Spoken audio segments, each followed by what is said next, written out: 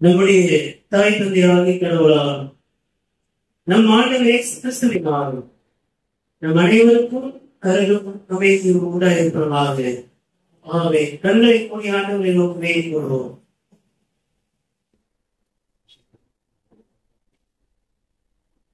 பேராற்றலும் பேரன்பும் நிறைந்த அன்பின் நல்ல கடவுளே, இந்த அருமையான புதிய மாதத்தின் முதல் ஞாயிற்றுக்கிழமையிலே உடைய பிள்ளைகளால் நாங்கள் ஒன்று கூடி வந்து உங்களை தோற்று கொள்ளும்படியாக ஆளுநரின் பாராட்டிருக்கிற உடைய புதிய கல்லுக்காக புதிய ஆற்றலுக்காக நன்றி படைக்கிறோம். இப்போது இந்த வழிபாட்டிலே பங்கேற்றிருக்கிற ஒவ்வொரு மக்களுடைய உள்ளத்தின் எண்ணமும் யோசனைகளும் புதிய திருமணத்துக்கு ஏற்புடையதாக இருக்கும் தூய ஆவியானவர்களாலே மக்களை ஆட்கொண்டு வேலை செய்கிறார்கள். நீர் பேசும் நாங்கள் கேட்கிறோம். இயேசுவின் வழியை இழந்து செய்கிறோம். அன்பின் நல்ல கடவுளே. திருநாளுக்கு பின்பதும் 10ஆம் ஞாயிறு என்று சொல்லப்படுகின்ற இந்த நாளிலே கருணை பகுதியாக முன்குறிக்கப்பட்டுள்ள நற்செய்தி பகுதி நற்செய்தியிலும் 11ஆம் பிரிவு திருவசனங்கள் 16 தொடங்கி 24 வரை அடங்கிய வசனங்களை படிக்க அனைவரும் வேண்டும் என்று கவனமாய் கேட்போம். மத்திய நற்செய்தியிலும் 14ஆம் பிரிவு 16ஆம் திருவசனம் முதல் 24ஆம் திருவசனம் வரை. இயேசு சொன்னதாவது, இத்தலைமுறையினரை யாருக்கு ஒப்பிடுவேன்? இவர்கள் சந்தை வெளியில் உட்கார்ந்து மருது அணியினரை கூப்பிட்டு, நாங்கள் குழல் ஊதினோம், நீங்கள் கூத்தாடவில்லை, நாங்கள் ஒப்பாரி வைத்தோம், நீங்கள் மாரடித்து புலம்பவில்லை என்று கூறி விளையாடும் சிறு பிள்ளைகளுக்கு ஒப்பானவர்கள். எப்படி எனில், யோவான் வந்தபோது அவர் உணவும் இல்லை, குடிக்கவும் இல்லை, இவர்களோ அவன் பேய் பிடித்தவன் என்கிறார்கள். மாநிலமனில் வந்துள்ளார், அவர் உண்கிறார், குடிக்கிறார், இவர்களோ இம்மனிதன் பெருந்தேனிக்காரன், குடிகாரன், வரி தண்டுபவர்களுக்கும் பாவிகளுக்கும் நண்பன் என்கிறார்கள். எனினும் ஞானம் மெய்யானது என்பதற்கு அதை ஏற்றுக்கொள்வோரின் செயல்களே சான்று. இயேசு வல்ல செயல்கள் பல நிகழ்த்திய நகரங்கள் மனம் மாறவில்லை. எனவே அவர் அவற்றை கண்டிக்க தொடங்கினார்.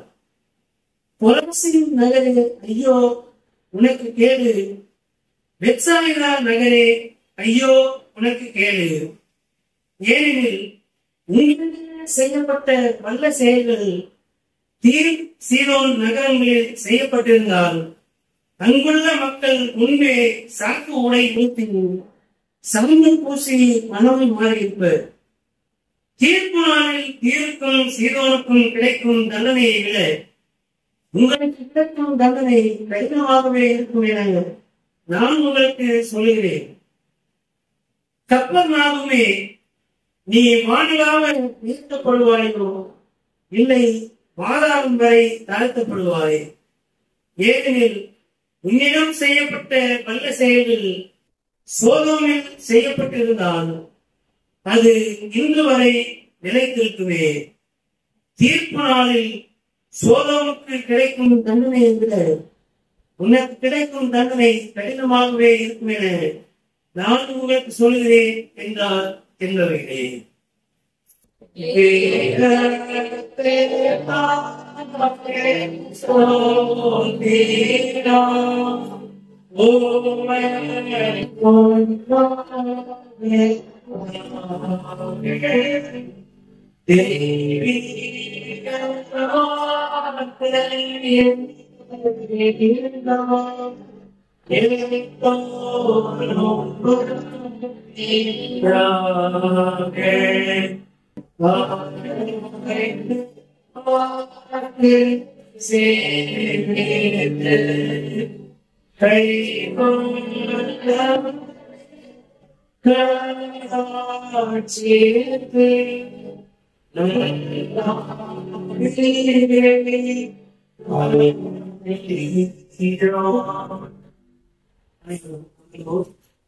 கிறிஸ்துவின் அன்பான இறைமக்களே, உங்கள் அனைவரையும் மூவர் கடவுளின் திருப்பெயராலே வாழ்த்துகிறேன். திருநாள் 10ஆம் ஞாயிறு என்று சொல்லப்படுகின்ற இந்த நாளிலே கீழ்ப்படிதலும் கீழ்ப்படியாமை. கீழ்ப்படிதலினால் வரும் ஆசீர்வாதமும் கீழ்ப்படியாமையினால் உண்டாகும் தண்டனை தீர்ப்பும் என்பதை மறுபொருளாக கொண்டு இதனால் நச்சை பகுதியை நாம் பகிர்ந்து கொள்வோம். கடவுளின் ஆவியானவராகவே நம்மை நிறைத்து நம்மை போதித்து காப்பார்கள். மத்திய நச்சையின் 11ஆம் பிரிவு. இந்த பகுதியானது ஆண்டவர் இயேசு சீடர்களை தமக்கென்று தெரிந்து கொண்டு 12 திருக்குறள்களை தெரிந்து கொண்டு அவர்களுக்கு கற்பித்து அவர்களை 2 பேராக சுற்றிலும் இருக்கின்ற கிராமங்களுக்கு அனுப்பினார். அப்படி அவர்கள் போய் ஊழியத்தை நிறைவேற்றுகின்ற போது சில வழிமுறையை கற்றுக் கொடுத்து அனுப்பினார். நீங்கள் போய் கிராமத்துக்கு நுழைந்து நற்செய்தியை அறிவீர்கள். உங்கள் மூலமாக அறிவிக்கப்படுகின்ற கடவுளின் வார்த்தையை ஏற்றுக்கொள்வதற்கு கடவுளுடைய ஆசீர்வாதம் உண்டாகிறது. ஒரு ஊரிலே உங்களை ஏற்றுக்கொள்ளாமல் போனால், உங்களுடைய வார்த்தைகளை கேட்டு அதை ஏற்றுக்கொள்ளாமல் போனாலும், உங்களை போதிப்பதற்கே அனுமதிக்காமல் போனாலும், அந்த இடத்திலே உங்கள் நிதியடியிலே இருக்கிற தூசியை விளைவித்து வந்திருங்கள். தீர்ப்பு நாளிலே அவர்களுக்கு தீர்ப்பு செய்யப்படும் என்று சொல்லி ஆண்டவர் சொல்லி அனுப்புகிறார். அதற்கு அவர்கள் ஊழியத்தை நிறைவேற்றி மீண்டுமாக ஆண்டவரை செலுத்தி மக்கள் என்ன செய்திருப்பாங்க? நாங்கள் இந்த ஊருக்கு போனோம், மக்கள் இப்படியெல்லாம் ஏற்றுக்கொண்டார்கள், அவர்கள் இந்த வீட்டில் வந்து ஏற்றுக்கொள்ளல என்று ஒரு ஃபீட்பேக் உண்மை நடந்ததற்கான திறனாய்வு என்பது அங்கே நடைபெற்றிருக்கும். அதன் பிறகு ஆண்டவர் அவருக்கு ஒரு எச்சரிப்பை கொடுக்கிறார். அந்த எச்சரிப்பு என்பது கடைசி நாளிலே மெசியாக வருவதிலே அந்த நீதி தீர்ப்பு வழங்கும் நேரத்திலே எந்த விதமான ஆசீர்வாதம், எந்த விதமான தண்டனை தீர்ப்பு கொடுக்கப்படும் என்பதை உள்ளடக்கியதாக இப்பகுதி அமைந்திருக்கிறது. இந்த நாளிலே படிக்கின்ற இந்த 4 திருமறை பாடங்களையும் நாம் ஒப்பிட்டு பார்க்கிறோம் என்றால் 2 விதமான மனநிலையுடைய மக்கள், 2 பேர் இல்லை, 2 விதமான கருத்தியல் கோட்பாடுகளை உள்வாங்கி வைத்திருக்கின்ற 2 விதமான மக்கள், 2 விதமான கூட்டம். இதில் பார்க்கிற முன்னேற்பட்டு கட்சி என்ற வார்த்தை பயன்படுத்தப்பட்டிருக்கிறது. அணியினர், ஒரு அணியினர் மற்ற அணியினரை பார்த்து இப்படியாக சொல்லுவார்கள் என்பதாக சொல்லக்கூடியது. 2 விதமான கருத்தியல் கோட்பாடுகளை உள்ளடக்கிய 2 மக்கள் கூட்டம். ஒரு கூட்டம் நிறுவனமயமாக்கப்பட்ட திருச்சபை. அது அந்த நாட்டிலே ஆந்திரேஸ்வரி காலத்திலே யூத சமய தலைவர்களாக ஆசிரியர்கள் சமய சங்கம் என்கின்ற அந்த அட்மினிஸ்ட்ரேஷன் ஸ்ட்ரக்சர், இந்த ஹைரார்கி ஸ்ட்ரக்சர், நிர்வாக படிநிலை அமைப்பு, அந்த அமைப்பு சொல்லுகின்ற கோட்பாடு தத்துவங்களை கடைபிடித்து ஒழுங்குகின்ற ஒரு சமய மரபினர். நாம் வெளியிலிருந்து பார்க்கிறவங்களுக்கு கிறிஸ்தவ சமயத்தை சார்ந்தவர்கள். ஆனால் இந்த கிறிஸ்தவ சமயத்துக்குள்ளே இருக்கின்ற மக்கள் 2 விதமானவர்கள். ஒன்று இந்த ஸ்ட்ரக்சர் அமைப்பு திருச்சபை, ஆர்காட் திருச்சபை. அந்த திருச்சபையினுடைய தலைவர்கள் நிர்வாகம், போதகர், அப்புறம் குருசேகர் குழு, அவர்கள் ஏற்படுத்துகின்ற சட்டத்திட்டங்கள், பொதுக்குழு, இதையெல்லாம் பாத்தீங்கன்னா திருச்செந்தனுடைய மரபு. உண்மையான கிறிஸ்தவம் எங்க இருக்குதுன்னா, எங்க இருக்கு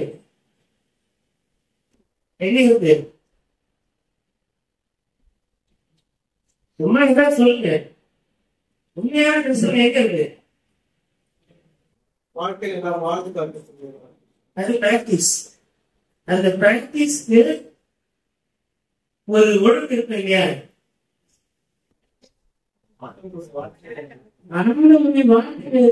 இல்லையா?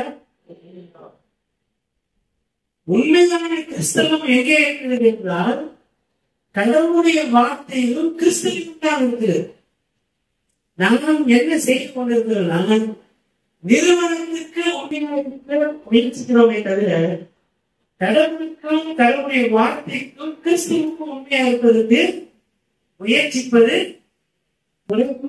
முயற்சிப்பதே கிடையாது.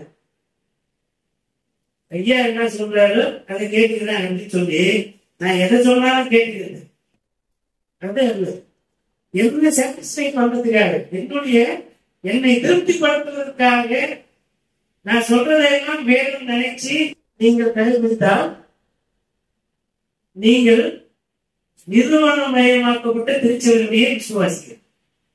நீங்கள் கிறிஸ்துவ விசுவாசிகளாக இருக்க வேண்டுமானால், கிறிஸ்துவுக்கு ஏற்ற விசுவாசிகளாக இருக்க வேண்டுமானால் என் மூலமாக வெளிப்படுகின்ற வார்த்தைகளை திருமறையில் எழுதப்பட்டிருக்கின்ற கடவுளின் வார்த்தையோடு ஒப்பிட்டு எதுதான் ஒத்து போதோ அதை மாற்றம் ஏற்றுக்கொண்டு இந்த இடத்திலே ஐயாவுடைய வார்த்தைகள் திருமறையுடைய வார்த்தைக்கு போதனைக்கு முரண்பாடாக இருந்தது. அதை நாம் கடைபிடிக்க வேண்டும் என்கின்ற அவசியம் இல்லை என்று நீங்க எப்போ முடிவெடுக்கிறீர்களா அப்போதுதான் நீங்க கிறிஸ்தவர். சரிங்களா? இப்போ ஆங்கிலேயர்களுடைய காலத்திலே யூத சமய தலைவர்கள் சொன்ன கோட்பாடுகள் திருமறையின் கோட்பாடுகள். யூத சமய தலைவர்கள் என்ன கோட்பாடுகளை கடைபிடித்தார்கள் என்றால், எங்கெல்லாம் மக்கள் அடக்கியாவதற்கான தத்துவங்கள் இருக்கிறதோ அந்த தத்துவங்களை கையில் எடுத்துக் கொள்வார்கள். எங்கெல்லாம் மக்களை விடுதலையாக்க வேண்டும் என்ற தத்துவங்களை அதையெல்லாம் புறத்தள்ளிவிடுவார்கள். அப்போ அந்த இடத்திலே நாம் எதை செய்ய வேண்டுமானால், எதெல்லாம் மீட்புக்கான வழியை ஏற்படுத்துகிறதோ அந்த வார்த்தைகளை பற்றி பிடித்துக் கொள்ள வேண்டும். அடக்குமுறைக்கான தத்துவங்கள், பிரித்தால் என்ற தத்துவங்களை எல்லாம் புறத்தள்ள வேண்டும். உதாரணத்துக்கு பார்த்தீங்கன்னா, நீங்கள் வேற்று சமயத்தை சார்ந்த வேற்று இன மக்களோடு திருமணம் செய்து கொள்ளக்கூடாது அப்படின்னா அது யூதர்களுக்கு பொறுத்து போகலாம். ஆனால் நாம் வாழ்கின்ற பல்சமய சூழல் சார்ந்த இந்த நாட்டிலே நீங்க ஜாதி பிடிப்போட இருப்பேன் அல்லது மத பிடிப்போட இருப்பேன் அப்படின்னா இந்த மண்ணிலே வாழ்வதற்கு நாம் தகுதியானவர்கள் கிடையாது. குறிப்பாக கிறிஸ்தவ வாழ்வு என்பது ஏதோ ஒரு வளாகத்திற்குள்ளேயே வாழ்ந்து கொள்ளக்கூடிய வாழ்வு கிடையாது. வாழ்வு முடியாது. அப்படி வாழ்வு எல்லாரும் கேட்டீங்கன்னா இங்கேதான் இருக்கணும். இங்கேதான் விவசாயம் பண்ண, இங்கேதான் மளிகை சாமான் கடை எல்லாமே வாழ முடியுமா? முடியாது. இல்ல ஒரு சமயத்தை கடைபிடிக்கிறோம், இன்னொரு சமயத்தோடே வெளியே போக என்று சொல்ல முடியுமா? சொல்ல முடியாது. நம்ம வாழ்கின்ற இந்த நாடு பல சமயங்களை உள்ளடக்கிய மக்கள் வாழ்க்கை வண்ணமயமான நாடு. இங்க ஒரே நாடு, ஒரே கடல், ஒரே ஜாதி, ஒரே மொழி என்று பேசினால் இடம் கிடையாது. அப்படி இருக்கின்ற போது இந்த ஒரே நாடு, ஒரே மொழி என்னது கேட்கறதுக்கு நல்லா இருக்கும். எல்லாருக்கும் ஒரே யூனிஃபார்மா இருந்தா நல்லா இருக்குமே தோணும். பள்ளிக்கூடத்துக்கு போனா அது சரியா இருக்கும். வாழ்க்கைக்கு ஒத்து வராது. நான் விவசாயத்தோடு பழக்க மாட்டேன் அப்படின்னு சொன்னா சோறு சாப்பிட முடியாது. மெக்கானிக் வேலையா அந்த வேலை எனக்கு பிடிக்காது அப்படின்னு மெக்கானிக் வேலை பிடிச்சா எனக்கு பைக் ஓட முடியுமா? முடியாது. அப்போ எல்லாரும் எல்லாரோடு இணைந்து வாழ்கின்ற போதுதான் நம்ம இந்த உலகத்திலேயே வாழ முடியும். அப்படி இருக்கிற போது எவைகளெல்லாம் பிரித்தாலும் தத்துவங்கள், எவைகளெல்லாம் கூட்டி சேர்க்கின்ற தத்துவங்கள் என்பதை நாம் இனிப்பாக கவனித்து பார்க்க வேண்டும். ஆண்டவரேசு பிரித்தாளுகின்ற தத்துவத்துக்கு எதிரானவர். எல்லாரோடும் இணைந்து வாழ வேண்டும் என்பதுதான் ஆண்டவரேசுடைய தத்துவம். அங்கே இருக்கிற ஒரே தத்துவம் என்னன்னா, கடவுளுடைய வார்த்தைக்கு கீழ்ப்படிந்து நடக்க வேண்டும், சகோதர அன்புடையவர்களாக வாழ வேண்டும். அப்போ கடவுளுக்கும் மனிதனுக்கும் உண்மையாக வாழ்வதை கடவுளின் வார்த்தைக்கு உட்பட்டு வாழ வேண்டும். அப்படிப்பட்ட ஒரு வாழ்வை தான் நாம் கிறிஸ்தவர்களாகி நாம் வாழ்வதற்கு அழைக்கப்படுகின்றோம். இந்த மனித இனம் என்பது எப்பொழுதுமே திருப்தி அடையாத ஒரு மனித இனம். எனக்கு போதான்னு எந்த மனிதரும் சொல்லுவதே கிடையாது. பவர அதிகாரமா, நம்ம கொடுக்கப்பட்ட வாய்ப்பை செய்தோமா, அதோட போவோம் அப்படின்ற எண்ணம் இருக்காது. எனக்கு இன்னும் வேணும், இன்னும் வேணும், எவ்வளவு கூட வாங்கிக்குவோம். நமக்கு வந்து மனசு வராது.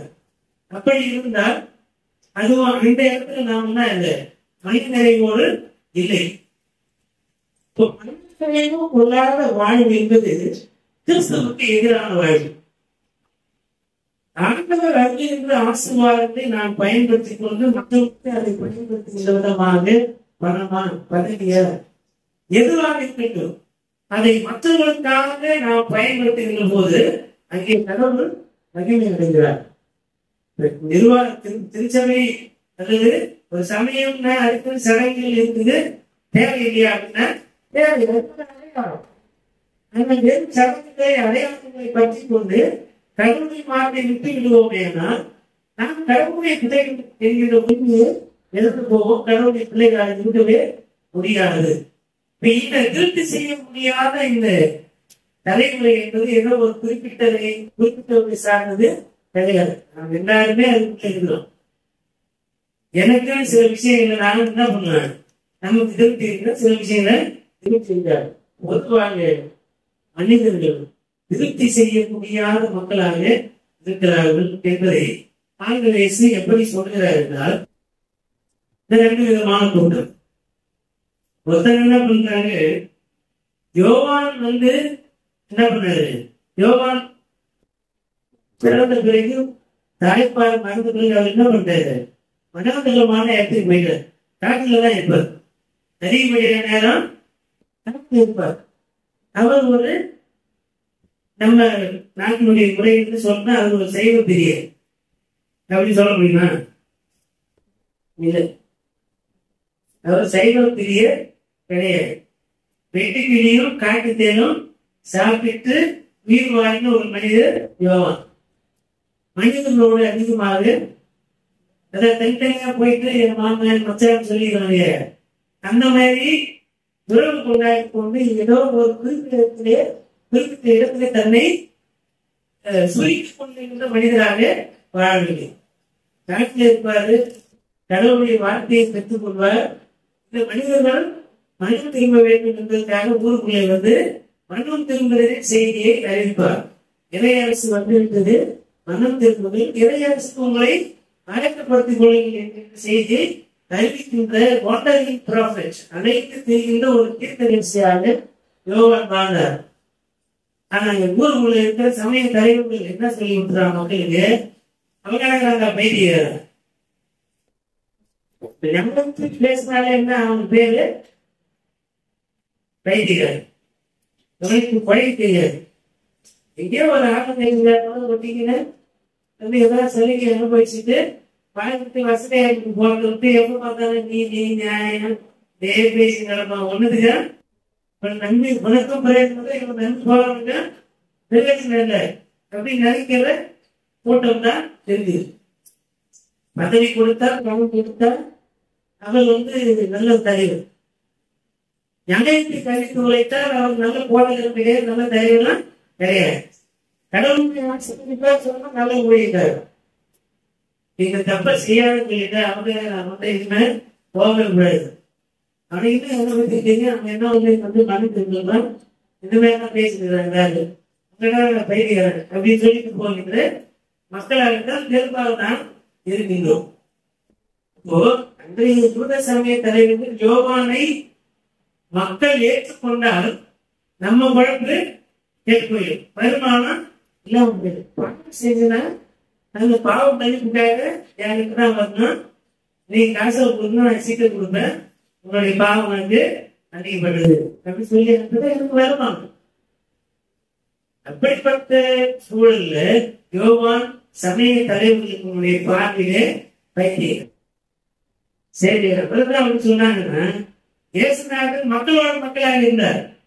படிக்கிறது, தூங்குறது, சாப்பிட்டு எல்லாமே மக்களோடு தான். ஒரு குறிப்பிட்ட நேரத்துல போய் என்ன பண்றது, ஜெபம் பண்றதுக்காக ஒரு நேரம் எடுத்துட்டு தனியே போய் இரவு நேரத்திலே கடவுளோடு பேசுவார். திரும்பவும் கடவுளுடைய ஆவியாருடைய பலத்தை பெற்றுக்கொண்டு திரும்ப பகல் முழுவதும் கிராமத்துக்கு சுற்றி தீர்ந்து நன்மை செய்கின்ற வேலையை செய்து கொண்டிருப்பார். அவர் என்ன சொல்றான், இவன் பார்த்து நண்பர், இவன் வந்து எப்பதான் என்ன பண்ணுவான், நம்ம ஊர்ல சொல்லுவாங்க, அவன் வந்து ஜாதியின் பெருமைய காப்பாற்ற மாட்டான். அவன் வந்து தாழ்த்தப்பட்ட மக்களும் கட்டி மக்களும் தான் இருப்பான். இல்லை அவனுக்கு வந்து வேற ஜாதிக்காரன் தான் பழிவான், நம்ம ஜாதிக்கு உண்மையா இருக்க மாட்டான் சொல்றாங்க இல்லையா.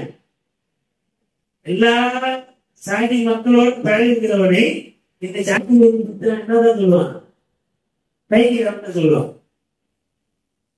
இப்படிப்பட்ட புரிதலோடு தான் இயேசுவையும் பார்த்தாரு.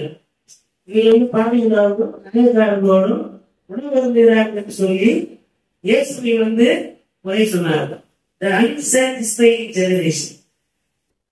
அவன் இப்படியும் இருக்க மாட்டான், அப்படி இருக்க மாட்டான், தன்னைத்தானே நீதிமான் என்று எண்ணிக்கொண்டு எப்பொழுதுமே மற்றவரை குற்றம் சொல்லுகின்றவராக இந்த சமய தலைவர்கள் இருக்கிறார். மக்களை அதுமே என்ன பண்ணுவாங்க, தங்களுக்கு ஏற்ற விதமாக மக்களை திசை திருப்பி இங்கே கடவுளுடைய அரசுக்கு எதிராக மக்களை பாவம் செய்ய, புலியோட பாவம் செய்ய, துணிச்சலாக பாவம் செய்ய தூண்டிவிட்டு அந்த பாவத்தின் பலனை நன்றிக்கு சிரித்து வாங்கி அவரை பணம் கொடுத்து பரிசு வாங்குவதற்கு அவரை தூண்டிவிட்டு அதனாலே ஆதாயம் அடைகின்ற நிலையில் தான் இந்த சமய தலைவர்கள் இருந்தார்கள்.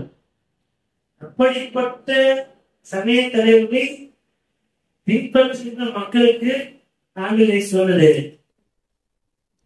எல்லாருமே உங்களுக்கு செஞ்சிருக்கிற, ஆனா நீ உன்னுடைய பாவ வாழ்விலிருந்து விடுபடுவதற்கு எதையுமே செய்யல. மனு திருமணத்துக்கு ஏற்பான கனிவை கொடுப்பதற்கு எந்த முயற்சியும் செய்யவில்லை. அப்பொழுதுதான் நாங்கள் சொல்கிறார், போராசிரியர் உனக்கு ஐயோ, வெப்சாயினாவே உனக்கு ஐயோ, கப்பல் நாளுமே உனக்கு ஐயோ. இங்கே செய்யப்பட்ட பலத்த செயல்கள், வல்ல செயல்கள் சிக்கலும் செய்யப்பட்டிருந்தால் அவர்கள் என்றைக்கோ மனமாயிருப்பார்கள். தீர்ப்பு நாளிலே தீர்வுக்கும் சீரோனுக்கும் சோதமும் குமாராவுக்கும் செய்யப்பட்டதில்லை, உனக்கு செய்யப்படுகின்ற தண்டனை தீர்ப்பு மிகவும் கொடூரமாக இருக்கும் என்பதை ஆண்டவர் நேரடியாக எச்சரிக்கிறார்.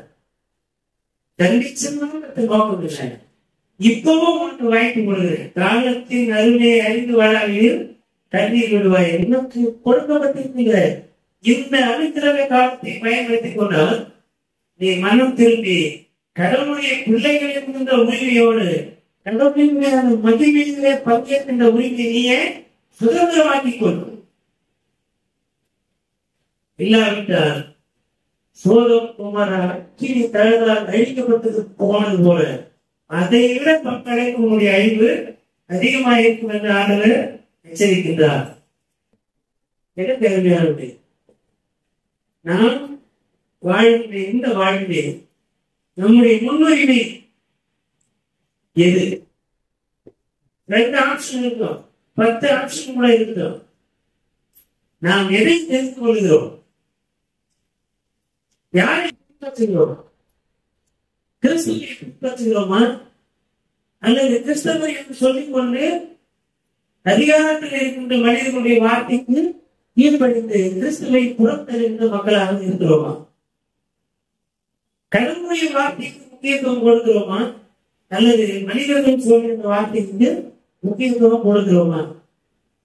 மனிதர்கள் சொல்லுகின்ற வார்த்தையா இருந்தாலும் அது கடவுளுடைய வார்த்தையோடு ஒத்து போகிறதா எனக்கு வசனம் படிக்க தெரியும், ஆனால் புரிந்து கொள்வதற்கு சிரமம் இருக்குது.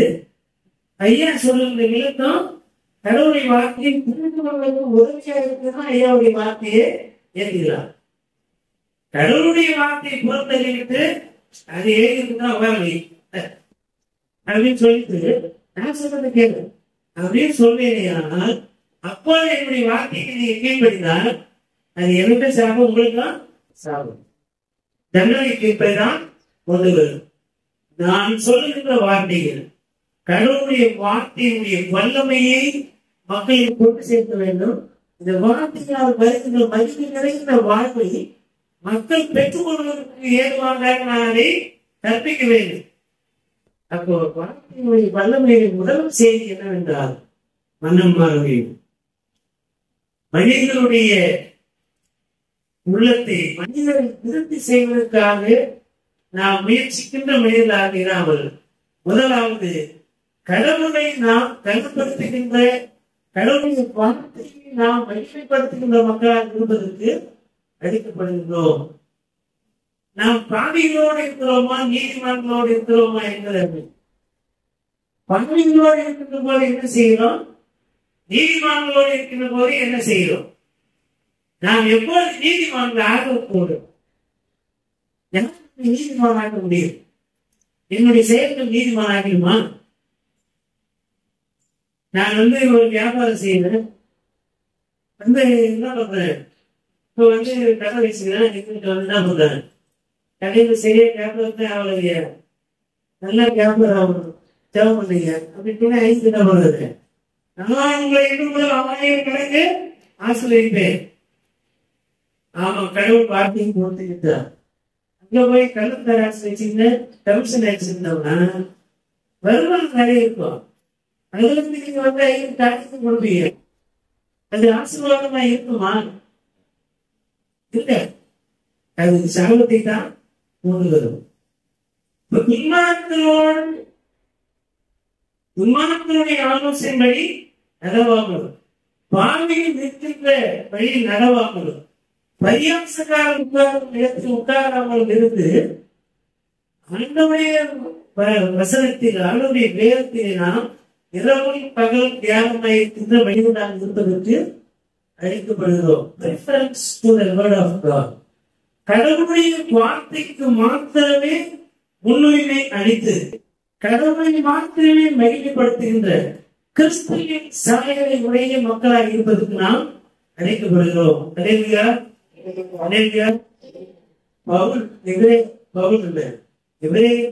திருமணத்தை எழுதுகின்ற ஆசிரியர் சொல்கிறார், நீங்கள் கிறிஸ்துவின் உடல் பங்காளியாக சொல்லி சொல்லுங்க. 3ஆம் அதிகாரம் 13-14 என்ன சொல்லுது? நாம் கிறிஸ்துவின் பங்காளிகளாக இருக்கிறோம். பங்காளினா என்ன? சண்டை போறாங்க, அந்த பங்காளி இல்லை. தாத்தா எங்க தாத்தாவும் ஐயா உங்க தாத்தாவும் கூட போட்டாங்க, அதனால அவர்களை விட்டு பங்காளி சொல்லணும். அந்த பங்காளி இல்லை. கிறிஸ்து எப்படிப்பட்ட நடத்தை உள்ளவராக இருக்கிறாரோ அதே விதமான நடத்தை உள்ளவராக நாம் இருக்கின்ற போது நாம் கிறிஸ்துவனுடைய பங்காளிகளாக இருக்கிறோம். அவர் நல்லவரா? நானும் நல்லவர். நல்லோர் உடன் இருக்கின்ற நல்லோராய் வாழ்வதே பங்காளி. சரிங்களா? அந்த பங்காளின்னு சொல்லும்போது அங்க இருக்கிற ரசிகனா கிறிஸ்து எப்படி கடவுளின் மகன் என்று சொல்லப்படுகிறாரோ நாமும் அப்படியே கடவுளை அப்பா பிதாவே என்று அழைக்கத்தக்கதான புத்திர சுமையாளுடைய வாரிசுகளாக இருக்கிறோம். கிறிஸ்து வாரிசான நாமும் அவருடைய உடல் வாரிசுகளாக இருக்கிறோம். எப்போது என்றால் கடவுளுடைய வார்த்தையை கிறிஸ்து எப்படி அழைத்தாரோ அது போல நாம் வாழ வேண்டும். ஒரு மரம் இருக்கு, அது நீரோட்டத்திலே இருக்கிறது, நீர்நிலை அண்டையிலே இருக்கிறது. நீர்நிலையிலே இருப்பதனாலே எப்போதும் அது பசுமையாக இருக்கிறது. பசுமையாக இருந்த போதுமா? அப்படின்னா பசுமையாக இருப்பது மரத்துக்கு நல்லது.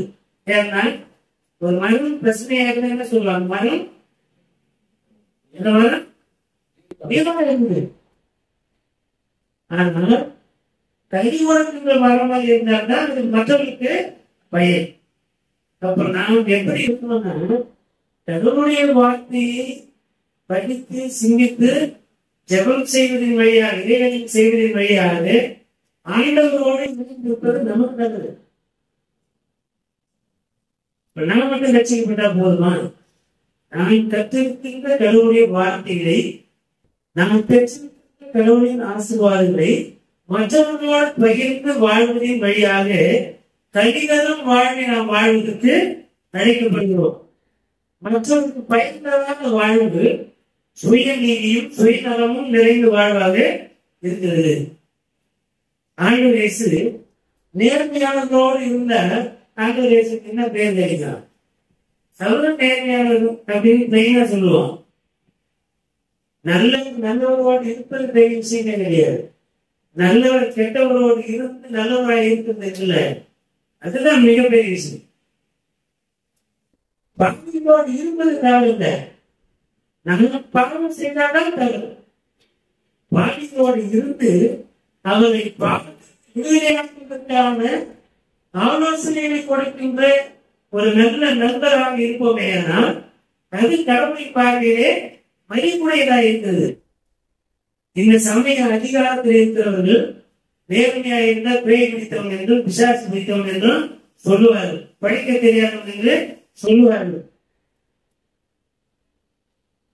நம்மை அவர்கள் நாம் கடவுளுடைய வார்த்தையை நிலைத்திருப்பதனாலே இந்த உலகம் இவன் முட்டாள் என்று சொல்லுவாங்க. அப்படிப்பட்ட பட்டத்தை நாம் சுதந்திரமாக்கிக் கொள்ளலாம். ஆனால் கடவுளின் வார்த்தையை நாம் நிலைத்திருப்பது என்பது நமக்கு அவசியமானதாக இருக்கிறது. மற்றவர்களையும் நாம் கடவுளுடைய வார்த்தையை வழிநடத்துவதற்கு நாம் பிரயாசப்படுகின்ற முயற்சி செய்கின்ற மக்களாக இருப்பதற்கு அழைக்கப்படுகிறோம். கிறிஸ்து நமக்காக ரத்தம் இல்லையா? அவர் ஒருவராலேயே தான் நாம் மீட்கப்பட்டிருக்கிறோம்.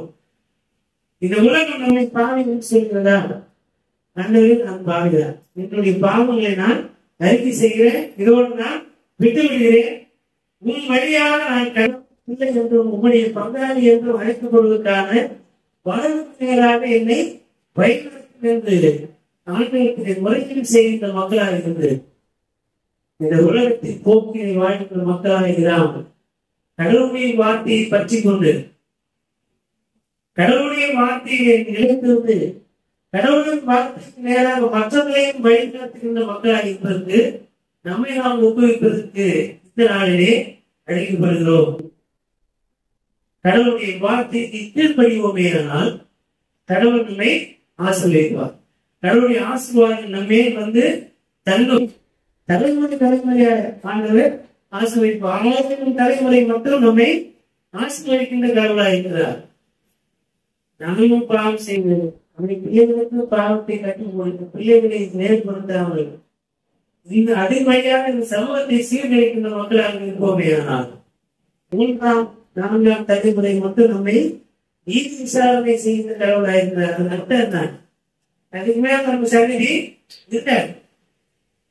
நாம் என்றென்றைக்கு நம்முடைய வாழ்நாள் பூமியிலே நீடித்திருப்பதற்கு கடவுளுடைய வார்த்தையை நாம் கருத்தாய் கை கொள்கின்ற மக்களாய் இருக்க வேண்டும்.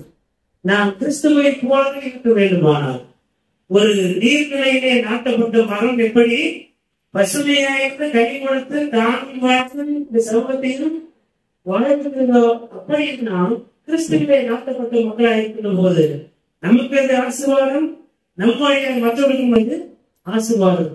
அப்படி செய்கின்ற போது நாம் கடவுளின் பிள்ளைகள் இந்த உரிமையை பெற்றுக் கொள்கிறோம், கிறிஸ்துவின் உடல் பங்காளிகளாக இருக்கிறோம். ஆகவே சிலுவை சுமத்தில் நிறைவேறும் கடவுளுடைய நீதியிலும் கடவுளுடைய வார்த்தையை நாம் நிலைக்கிறது கிறிஸ்துவை போல வாழ்வு நம்மை அர்ப்பணிக்க இந்த நாளிலே கடவுளின் வார்த்தை தூயாவை நம்மை வழிநடத்துதல் நம்மை உருகி தள்ளுகிறது என்பதை உணர்ந்த மக்களாகவே நம்மை நாம் ஆயத்தை ஒப்புக் கொடுப்போம். அப்பொழுது நாம் கடிதல் மரமாயிருப்போம், நாம் ஆசீர்வாதமாயிருப்போம், மற்றவர்களும் நம்மாலே ஆசீர்வதிக்கப்பட்டவராக இருப்பார்கள். அப்படி செய்யும் போது கடவுளின் பெயரிலே மகிமையை அடைவதற்கான ஒரு கருவியாக நாம் இருக்கிறோம். நாம் கிறிஸ்துவை பிரதிபலிக்கின்ற மக்களாய் இருக்கின்றோம் என்ற உணர்வோடு நம்மை நாம் மாநிலத்தில் ஒப்புக் கொள்வோம். எல்லாவற்றையும் செய்வது என்பது சுய பலத்தினாலே முடியாது. கடவுளுடைய ஆவியானவர் நம்மேல் வந்து நிலையிலிருந்த போது இது எல்லாமே நடக்கும். ஆகவே கடவுளுடைய ஆவியானவர் துணை வேண்டி இறைவன் செய்கிறது. கிறிஸ்தவர்களுடைய மாதிரியை கடைபிடிக்க கடவுளுடைய வார்த்தை கீழ்படிய நம்மை நாம் அர்ப்பணிப்போம். கடவுள் நாமே நம்மையும் நம்முடைய வாழ்வையும் நம்முடைய எதிர்கால தலைமுறையும் ஆசீர்வதித்து வழிநடத்தி காப்பதாக. ஆமென். கண்களை நினைக்கிறோம். எல்லா துதிகளுக்கும் தோன்றும் பாத்திர இருக்கிறது நல்லா அருமையான இந்த நாளிலும் திருப்பதியை வந்து உங்களை தோல்விக்குள்ள ஆண்டுகளின் பாராட்டு தயவு இருக்குவதற்காக நன்றி படைக்கிறோம். பாவம் நிறைந்த வாழ்விலிருந்து நாங்கள் விடுபடுவதற்கு நாங்கள் மனமாற்றம் அடைந்த பிள்ளைகளாக இருக்க எங்களுடைய பாவங்களை அறிக்கை செய்து அவற்றை விட்டுவிட்டவர்களாக உங்களுடைய தூய்மையை அன்பு வருகின்ற மக்களாக இருப்பதற்கு தூய ஆவியினுடைய வல்லமையையும் பயிர்களுக்கு தந்து காத்துக் கொள்கிறார்கள். கிறிஸ்தேஸ் கொண்ட மனநிலையே எங்களுடைய இருக்க தூய ஆவியின் வழியாக எங்களை மேம்படுத்தி சீர்படுத்தி வழங்கி காத்துக் கொள்கிறார்கள். புதிய யாவதற்கு இருக்கிறோம். எங்கள் ஆண்டவர் விக்கிரமாக இயேசு கிறிஸ்துவின் வழியாக வேண்டுதல் செய்கிறோம். எங்கள் அன்பு நிறைந்த கடவுளே. ஆமென். அனைத்து ஆற்று நிறைந்த நம்முடைய தாயின் தந்தையாக கடவுளுடைய அன்பும் நம்முடைய ஆண்டவர் விக்கிரமாக இயேசு கிறிஸ்துவுடைய அர்த்தம் அமைதி போய் ஆவியானுடைய வல்லமையில பாதுகாப்பு பெறாமலுக்கும் மாறாதிக்கு உடல்களின் உறவும் நைக்கவும் வேண்டும். இந்து எல்லா காலங்களும் மனிதர்களோடு நிறைவாய்ந்து வாழ்க்கை கலப்பனமாக.